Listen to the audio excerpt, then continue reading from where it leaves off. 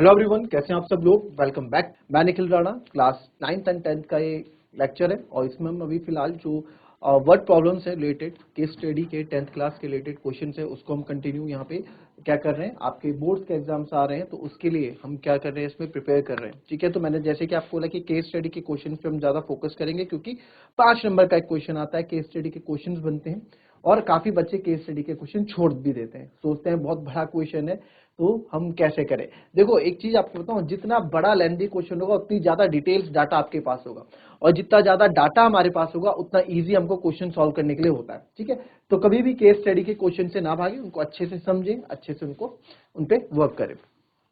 तो चलिए अपनी क्लास शुरू करते हैं और शुरू करने से पहले हमेशा की तरह थॉट ऑफ द डे लेके चलते हैं। तो आज का थॉट ऑफ द डे है बच्चों, आर स्मॉल एफर्ट्स टुडे, ठीक है, are small efforts today leads to a big success tomorrow या बिग रिजल्ट टुमारो। आज का छोटा एफर्ट्स, आज का क्या आपका छोटा एफर्ट्स कल आपको एक बड़े रिजल्ट की ओर, बड़े मुकाम की ओर ले जाता है। ठीक है, तो जो भी एफर्ट्स आप कर रहे हैं आज, जो भी एफर्ट्स आप करेंगे वो आपको आगे कल एक बेहतर रिजल्ट आपको देगा। क्या एफर्ट होगा आपका? सर सोने का टाइम जो हमारा 8-10 घंटे का, उसमें थोड़ा एफर्ट डाल के उसको कम कर देते हैं। हम थोड़ा देर तक जाग लेते हैं, सुबह जल्दी उठ जाते हैं। थोड़ा हमारा खेलने का जो टाइम है उसको थोड़ा कम कर देते हैं, एफर्ट डाल के थोड़ा एफर्ट डालते हैं उसमें। हम पढ़ाई वर्क उसको हम अपने जो भी आपको गोल अचीव करना है उसके टूवर्ड्स आप उसको कन्वर्ट करो। तो ये तो अभी आपका गोल क्या है, अभी अब तो मेरे ख्याल से अभी स्कूल लाइफ में हमारा गोल रहता है कि हम एक क्लास में अच्छा परफॉर्म करें, हम अच्छे रिजल्ट दें, हम ऑलराउंड डेवलपमेंट हर चीज सीखें। यही तो रहता है एक गोल अभी। फिर 12th के बाद जब आप आएंगे तो आपके गोल्स अलग रहेंगे। कोई टेक्निकल फील्ड में जाना चाहेगा, कोई मेडिकल फील्ड में जाना चाहेगा, है ना, कोई अपना फिजिकल स्पोर्ट्स फील्ड में जाना चाहेगा। तो अलग अलग गोल्स है, बट एक यहाँ तक तो गोल्स मेरे ख्याल से लगभग सबके सेम ही रहते हैं और अच्छा परफॉर्म करने के रहते हैं। जितना ज्यादा एक्वायर हो उतनी ज्यादा नॉलेज आप एक्वायर करो। ठीक है, तो अभी आपने एफर्ट्स डाल दिया ना तो बाद में बल्ले बल्ले। तो चले फिलहाल हम इस क्वेश्चन पे बात करते हैं कि ये क्वेश्चन एक भी अगेन, ये क्वेश्चन हमारा जो है, ये क्वेश्चन जो है केस स्टडी से रिलेटेड क्वेश्चन है। पिछला जो क्वेश्चन आपने देखा था वो लीनियर इक्वेशन से रिलेटेड क्वेश्चन था, राइट है। लीनियर इक्वेशन का क्वेश्चन था ना, याद आया पिछली बार जो हमने देखा वो क्या था, लीनियर इक्वेशन का क्वेश्चन था। इस बार जो क्वेश्चन हम देखेंगे ये भी देखते हैं जरा। लीनियर इक्वेशन इन 2 वेरिएबल का है कि क्वाड्रेटिक इक्वेशन इन 2 वेरिएबल का? 0 नहीं है, पहली बात तो 9 था, ये 0% नहीं 9 था। चलो ठीक है। Vijay invested certain amount in 2 schemes A and B. ठीक है, विजय ने 2 योजनाओं में ए और बी में एक निश्चित राशि का निवेश किया। सर्टेन अमाउंट मतलब फिक्स अमाउंट दोनों में उसने इन्वेस्ट किया। विच offers interest at the rate of 8% per annum and 9% पर एनम। ठीक है, यानी कि जो हर वर्ष जो है 8% और 9% की दर से ब्याज प्रदान करते हैं। भाई उसने बोला कि आप ए स्कीम में पैसा लगाओ और बी स्कीम में पैसा लगाओ। ए स्कीम में आपको 8% ब्याज मिलेगा, बी में यानी कि 9% मिलेगा। यानी कि अगर आप 1000 रुपए लगा रहे हो या 100 रुपए लगा रहे हो, 100 का 8% नहीं 8 रुपए आपको मिलेंगे। और बी में अगर आप 1000 रुपए निकाल रहे हो तो 1000 रुपए का 8% आपको 80 रुपए आपको मिल जाएगा, ये बोल रहा है। और उसको ही receive 1860 as the total interest. उसको ना टोटल इंटरेस्ट जो मिला, कुल जो ब्याज मिला वापस, वो कितना मिला? 1860 रुपए कुल ब्याज वापस मिला। However, had he interchanged the amounts of investment in 2 schemes, अच्छा हालांकि अगर उसने क्या कर देता है, जो इंटरचेंज कर देता है, इंटरचेंज द क्या, ध्यान से समझना क्वेश्चन को, interchange the amount of investment, यानी कि पहले ए पे उसने 100 रुपए किए थे, बी पे 1000 किए थे, उसने इन्वेस्टमेंट चेंज कर दिया। जो 100 रुपए ए पे किए तो बी पे कर दिए, जो बी पे 1000 रुपए किए थे वो ए पे उसने इन्वेस्टमेंट कर दिए, यानी इंटरचेंज कर दिया, अमाउंट ऑफ इन्वेस्टमेंट को इंटरचेंज कर दिया इन 2 स्कीम्स में। He would have receive 20 rupees more as annual interest. तो उसको क्या है, उसको 20 रुपए, जहां से 1860 रुपए मिल रहे थे, 20 रुपए और ज्यादा उस पर उसको इंटरेस्ट मिलेगा। भाई उसने अच्छी जगह उसने थोड़ा पैसा घुमा दिया। तो how much money did he invest in each scheme. अब आपको बताना है कि उसने हर एक स्कीम में कितना पैसा इन्वेस्ट किया था। ठीक है, कितना पैसा इन्वेस्ट किया था वो स्कीम में आपको बताना है कि ए में कितना पैसा इन्वेस्ट किया था, बी में कितना पैसा इन्वेस्ट किया था। क्वेश्चन को एक बार मैं स्क्रीन से हट जाता हूं, क्वेश्चन को फिर से आप लोग ध्यान से पढ़ लेंगे, जो जो आप लेट कर सकते हैं वो करेंगे। ठीक है, ट्राई करेंगे एक बार, चलिए देखेंगे।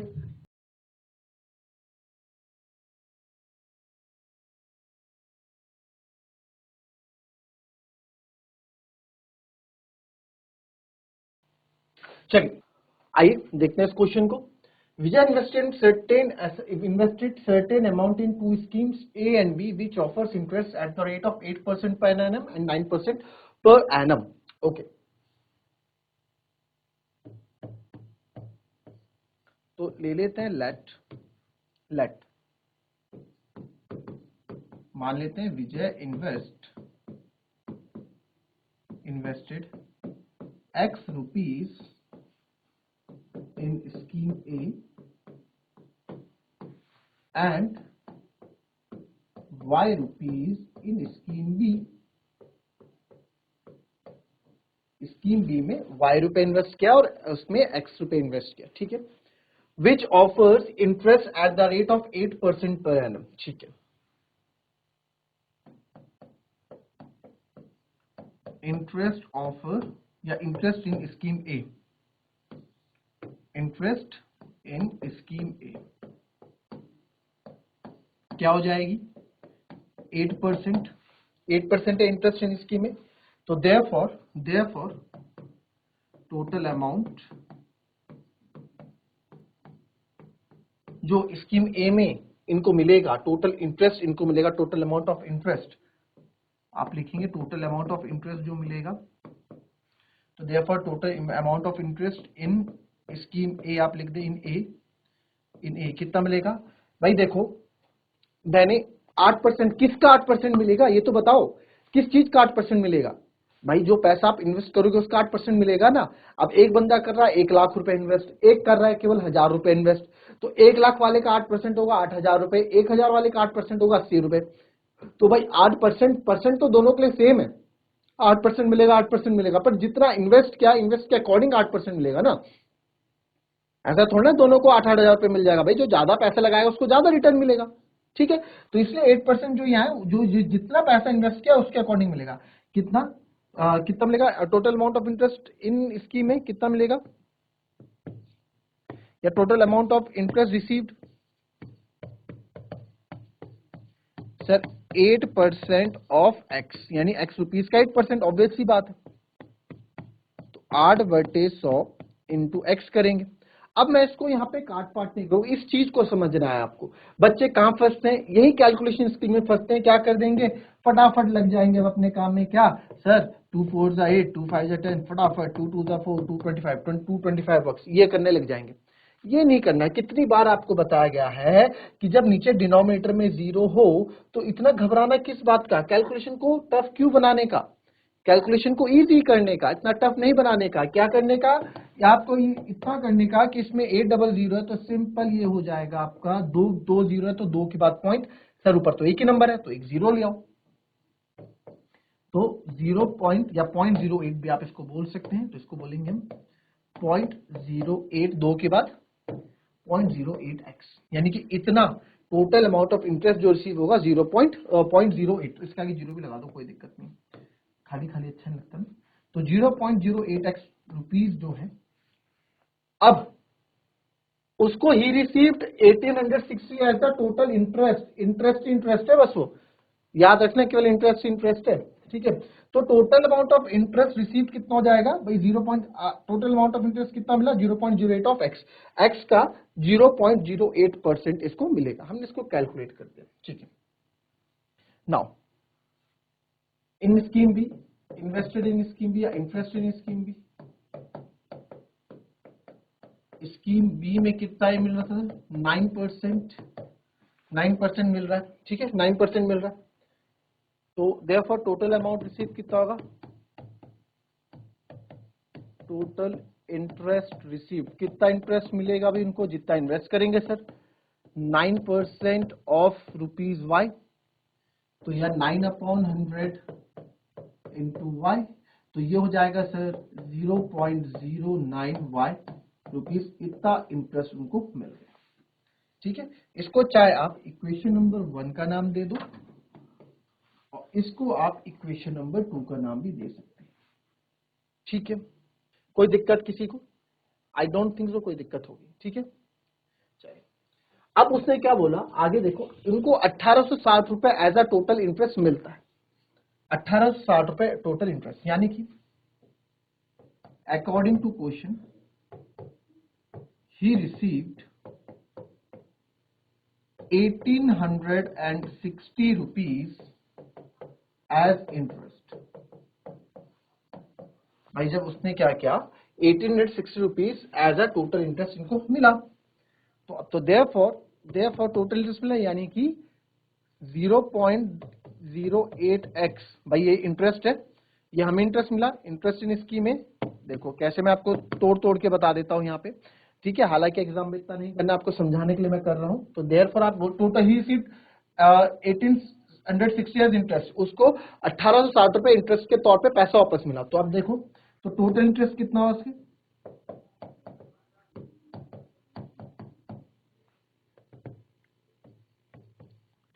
टोटल इंटरेस्ट क्या होगा,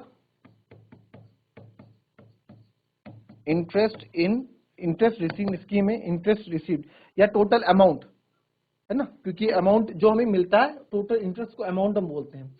तो टोटल इंटरेस्ट कितना होगा, इंटरेस्ट रिसीव, चलो लंबा हो जाएगा फटाफट, interest in scheme A plus interest received in scheme B.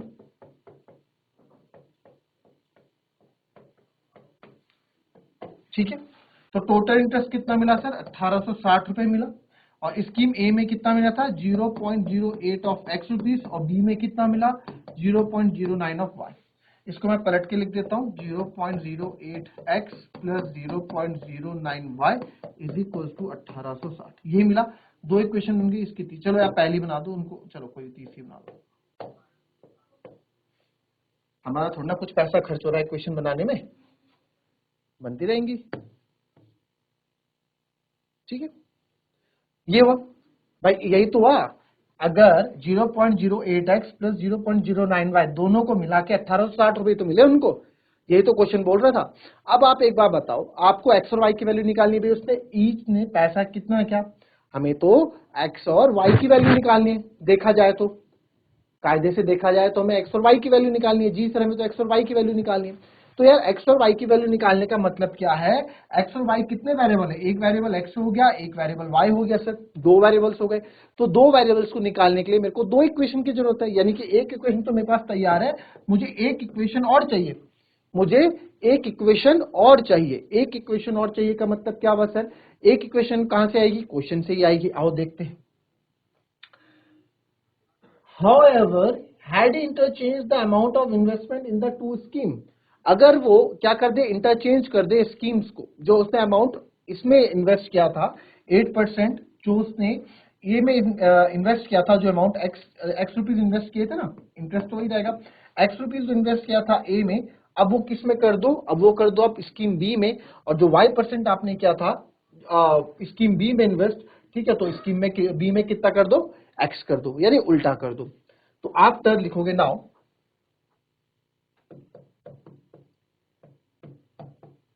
After interchange the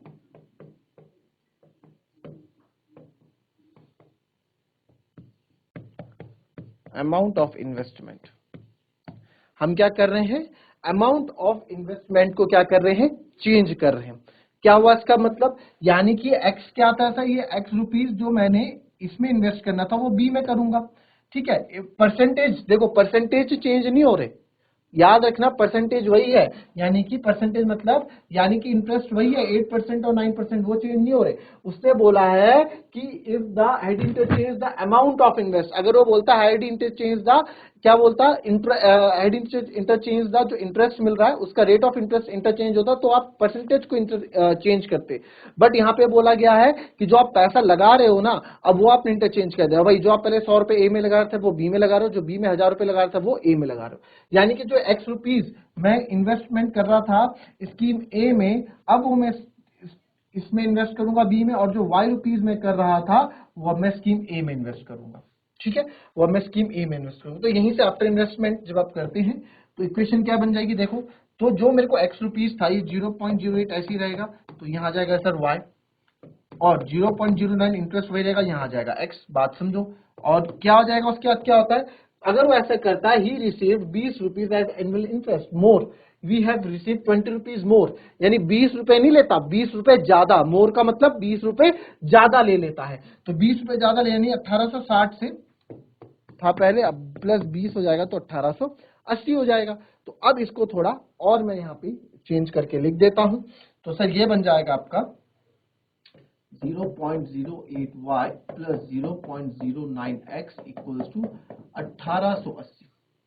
अब आप देख रहे हैं एक्स वाई मेरे को चाहिए, तो यहाँ पे एक्स को थोड़ा आगे इंटरचेंज करके लिख देते हैं 0.09x plus 0.08y equals to 1880। ये बन गई मेरी चौथी इक्वेशन। अब मेरे पास दो इक्वेशन तैयार है, इन दोनों इक्वेशन को मैं सॉल्व करूंगा and I will get my answer. तो देखिए पहली इक्वेशन क्या थी, तो from third and fourth, sir 0.08x plus 0.09y equals to 1860 था, है ना, यही तो था। 0.08x प्लस ये, एंड अब आप देखो 0.09x plus 0.08y is equals to 1880 था। सर ये क्या है, ये कहानी क्या है, अब कैसे करें इसको एलिमिनेशन मेथड से, इसको इससे मल्टीप्लाई करो, इससे मल्टीप्लाई करो, बड़ी दिक्कत है यार, बड़ी ही दिक्कत है। ठीक है, क्या करेंगे सर, ये तो बड़ी दिक्कत है। तो यार इसको ऐसे करने से बढ़िया है, सबसे बढ़िया आप पॉइंट से, तो क्या करूंगा मैं यहाँ लिख दूंगा, हम इक्वेशन 3 और 4 को किससे मल्टीप्लाई कर रहे हैं, 100 से। ठीक है, मल्टीप्लाई, अगर मैं इससे 100 से मल्टीप्लाई कर दूंगा तो ये हट जाएगा। और देखो मैथ्स में अपनी तरफ से मैं कुछ नहीं कर रहा हूं, मल्टीप्लाई इक्वेशन 3 एंड 4 बाय 100 यहाँ लिख देंगे और सीधे आंसर उसके बाद करेंगे। अब मैं क्या कर रहा हूं, मैं ना 100 से मल्टीप्लाई एक को नहीं कर रहा हूं, दोनों को कर रहा हूं, यानी कि जो चेंजेस मैं कर रहा हूं दोनों पे बराबर चेंजेस कर रहा हूं, तो जो इफेक्ट पड़ेगा दोनों पे बराबर इफेक्ट पड़ेगा। मैं कर सकता हूं इसको और आसान करने के लिए, यानी कि मैं क्या कर रहा हूं, इसको भी 100 से मल्टीप्लाई कर रहा हूं और इस इक्वेशन को भी 100 से मल्टीप्लाई कर रहा हूं। 100 से मल्टीप्लाई करूंगा, पॉइंट के बाद 2 जीरो, तो ये बन जाएगा 8x प्लस 9y 1860 और 2 जीरो और लगा दो, 100 से मल्टीप्लाई कर रहे हो, ये जाएगा 9x प्लस ये जाएगा 8y और 8800 एक जीरो और लगा दो। ठीक है, हम क्या करें, पूरे को मल्टीप्लाई कर रहे हैं, 3 एंड 4 का आपने मल्टीप्लाई किया, अब ये बन गया 5 एंड 6। जैसे कि मैंने बोला इक्वेशन बनाने में कोई कंजूसी नहीं करनी, बना दो, क्या दिक्कत है। ठीक है, 8 5 एंड 6 में नाउ अब लिख सकते हैं आप, नाउ हम क्या कर रहे हैं, 9 को 8 से मल्टीप्लाई करेंगे, 8 को 9 से, ताकि चीजें इक्वल हो जाए, और हम क्या करेंगे, सब्ट्रैक्ट करेंगे। ठीक है, नाउ आप यहाँ पर लिखेंगे इक्वेशन 1, यहाँ देखो, नाउ इक्वेशन 1 4 5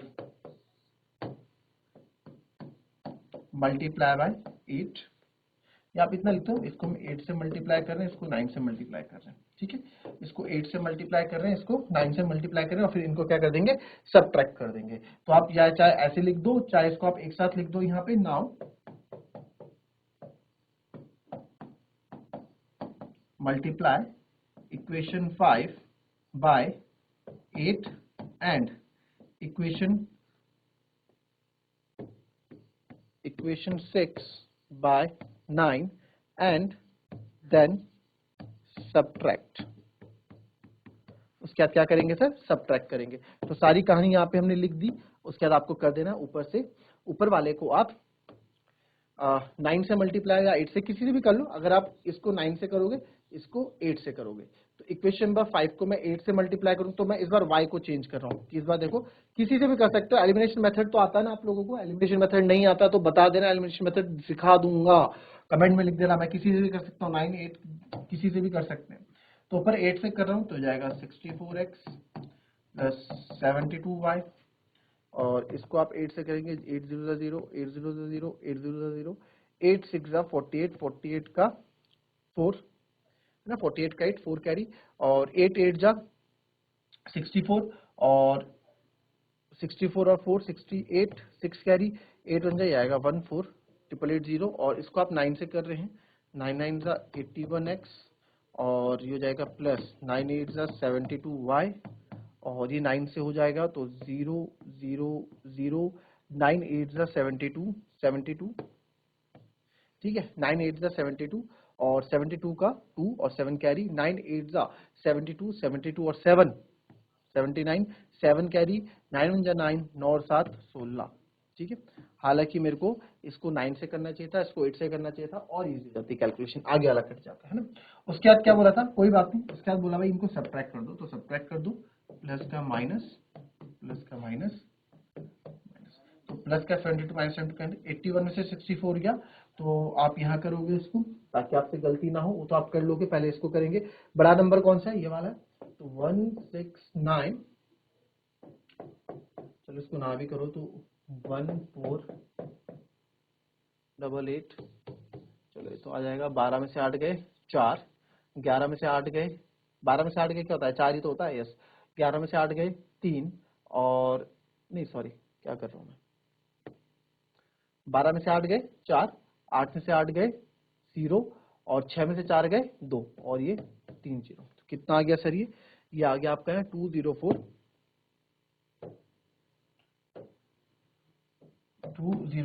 और कुछ तो गलती हो गई यार, 204, अच्छा 000, ठीक है। अच्छा इधर कर लो एक बार फिर से, 11 में से 4 गए, 81 में से 11 में 4 गए 7, 7 में से 6 गया 1, 17x, देख लो।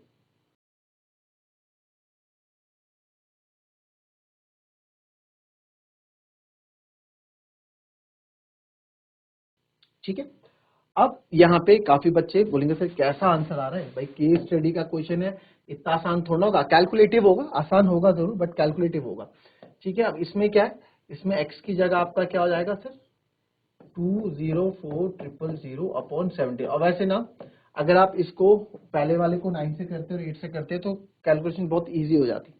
ठीक है, हम मतलब कहने का मतलब अगर आप x को एलिमिनेट करते तो हमारा क्वेश्चन बहुत इजी हो जाता। चलिए कोई बात नहीं, 17 से आप मल्टीप्लाई करेंगे तो 17 से मैं इसको डिवाइड करूंगा 204,000 को, 17 1 जा 17, तो 10 में 7 गए 3 4, 17 2 जा 34, ये हो गया 34, और ये 0, तो ये 0 ये आ जाएंगे नीचे, तो डिवाइड हो गया कंप्लीटली।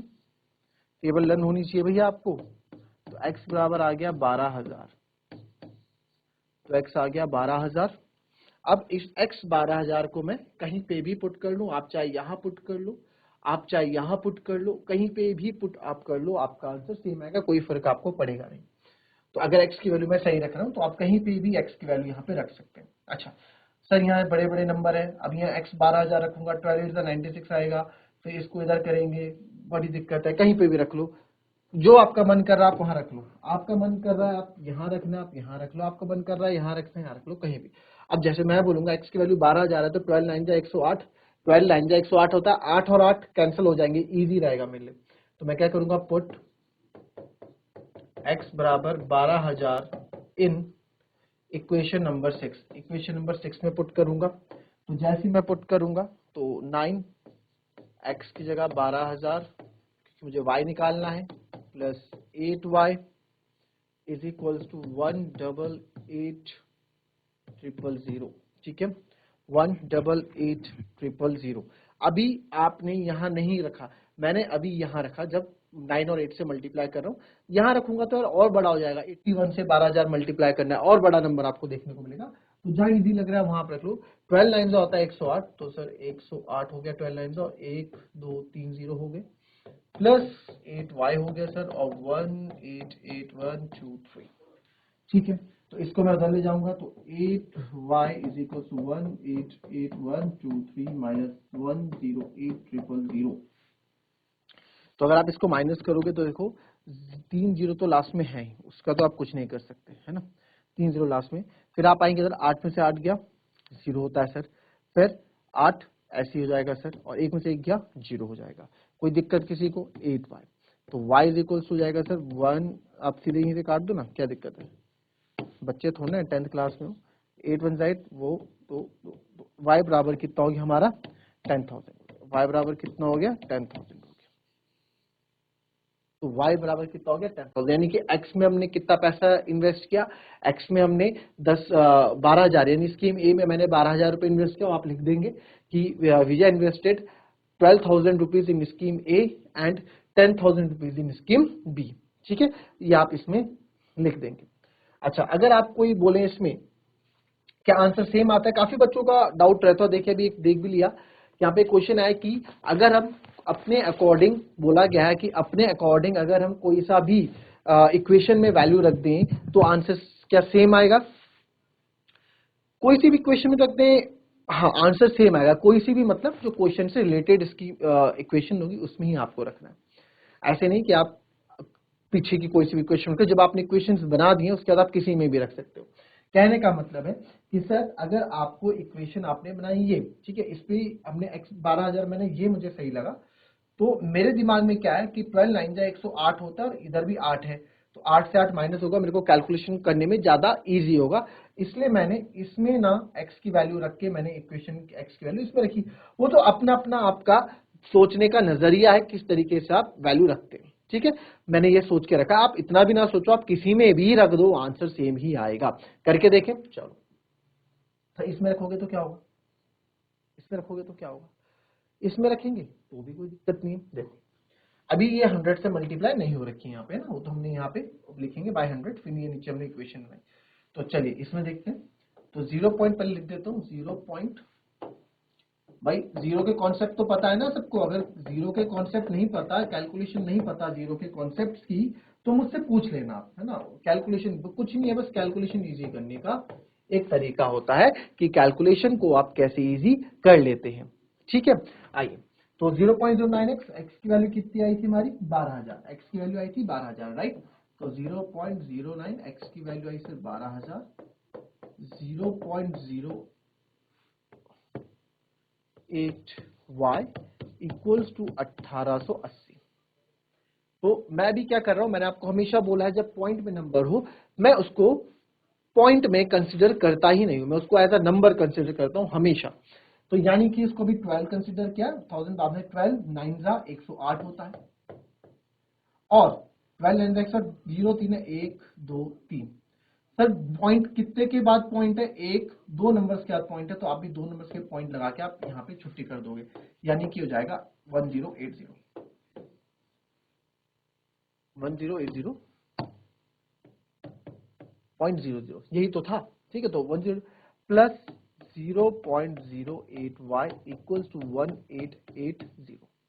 अब ये मेरे को चाहिए 0.08y इज इक्वल्स टू 1880, ये इधर आ जाएगा माइनस 1080। तो अब आप यहां देखो सर 1880 में आप माइनस करो 1080, तो 0 8 में से 8 गया 0, ये हो जाए 8, कितना बचा 800 बचा, है ना। ये तो बता, तो 0.08y इज इक्वल्स टू 800, ठीक है। अब वही linear equation in one variable जो हमने सीखा हुआ है वही हम चल रहे हैं, यहाँ पे कैलकुलेशन चल रही है ना। इससे प्रीवियस आप अगर वीडियोस देख रहे होंगे तो उसमें कैलकुलेशन स्किल्स में सिखा रहा हूँ, 8 9 10 तीनों के लिए चैप्टर 8 क्लास का है, linear equation in one variable, उसके अंदर सारे कैलकुलेशन टाइप्स हम देख रहे हैं। तो मेरे को तो सर यहाँ y की वैल्यू चाहिए, ये इक्वल्स टू y की वैल्यू के लिए रखी, तो जाएगा 800 अपॉन 0.08, ठीक है। अब यहां से मेरे को y की वैल्यू चाहिए, तो कौन गड़बड़ करे, पॉइंट को यहां से हटाऊंगा और इधर 2 0 लगाऊंगा। तो अब फटाफट आप यहां पे मुझे बताएं कि क्या कोई दिक्कत किसी को। ये 8 बन चुका है, पॉइंट हट गया, अब 8 बन गया, तो 8 49 8 और 2 0। तो यहां से आप देख सकते हैं कि y बराबर मेरा यहाँ से 10 इंटू 100 यानी कि y बराबर कितना आ गया 10,000। तो यस, आप किसी भी इक्वेशन में रख सकते हैं जो आपको सही लगे, ठीक है। जो भी आपको सही लगती है इक्वेशन, जिसमें आपको इजी लगता है आप उसमें रख सकते हैं, आंसर सेम आएगा, चाहे y 10,000 इधर से आए चाहे y 10,000 इधर से आए। तो मैंने आपको दोनों तरीके से यहाँ पे करके बता दिया है क्वेश्चन, ठीक है। क्वेश्चन में आप कैसे भी रखें, वो हमें जो पूछा था ये हमने बता दिया। तो स्कीम ए में उसने 12,000 रुपए इन्वेस्ट किए और स्कीम बी में y रुपये थे, तो स्कीम बी में 10,000, है ना। स्कीम ए में क्या माना था हमने कि Vijay invested x rupees in scheme A and y rupees in scheme B. तो एक्स रुपीज यानी कि एक्स लेट एक्स माना था, तो एक्स यानी कि 12,000 रुपए स्कीम ए में इन्वेस्ट किए हैं, और वाई यानी कि 10,000 रुपए उसने स्कीम बी में इन्वेस्ट किए, ये इसका आंसर था, ठीक है। कोई दिक्कत किसी को, क्लियर, ठीक है। इसमें कुछ और क्वेश्चन तो नहीं बनता, जरा देख रहे हैं। ये तो हाईवे वाला क्वेश्चन है, अभी नेक्स्ट वीडियो में करेंगे हम। ये केस स्टडी के क्वेश्चन इस बार हम बात करें सारे केस स्टडी के, नहीं, ठीक है, इसमें इतना ही है, ठीक है। अब बात करेंगे अपने नेक्स्ट क्वेश्चन में, इसको आप कॉपी कर लेंगे, ये तो हम कर चुके हैं क्वेश्चन। अच्छा, इन क्वेश्चनों में किसी को अगर डाउट है ना, जो पहले हम क्वेश्चन कर चुके हैं, आप बिल्कुल चैट के माध्यम से और कमेंट के माध्यम से पूछ सकते हैं। ठीक है, उस वीडियो को, उस क्वेश्चन को फिर से करा दिया जाएगा। तो फिलहाल आज की क्लास इतनी ही, यहीं पे हम फिनिश करेंगे। मिलेंगे आपसे कल की नेक्स्ट क्लास में। तब तक के लिए be happy, be healthy and be safe. Thank you and have a nice day.